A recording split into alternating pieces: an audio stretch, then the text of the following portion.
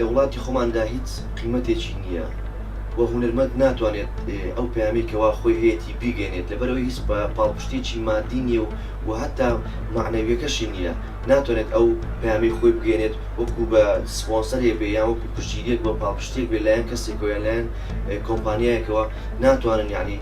پاڵپشتی هونەرمەند بکەن بە هیچ شێوەیەک. زۆربەی پەیزەکان دەبینین زۆرترین کەی هەیە بەجددی ئیوەی نییە ئەنی سەیریشیکەی ئەنی دەشبینی زۆرترین لایکی لۆ دەچی و زۆرترین کۆمنتیشی لۆ دەچێتن کە هونەرمەندە کە شتێکی جوان دەکاتن حەق وایە بە هەر هەمومان دەستخۆشی لێ بکەین لۆ ئەوەی شتی جوانتر بکاتن کەچی ئێمە دەچین جوێنی پێدەدەین و ناشیرنی دەکەین و دەمانەوێت ڕیپۆرتی بکەین و دەمانەوێت زۆر شتی ناشیرنی لەسەر دروستکەین. کۆمەڵگان وەکو پێویست نییە ڕێز لە ئافرەت بگرێ لە دەرەوە لە ناو بازاڕ و لە شوێنەکان بۆ نمونە ئافرەت بە تەواتی ئازاد نییە.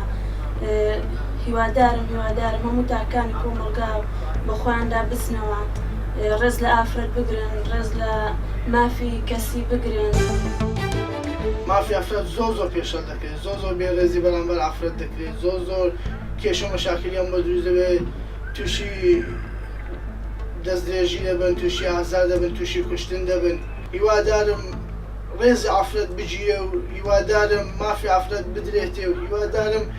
جیاوازی نەکەن لە بین ئافرەت لە بینی پیاو چونکە بەڕاستی واقعان بەڕاستی هیچ جیاوازێکی نییە. جلی کوردی لە کۆمەڵێ ڕووەوە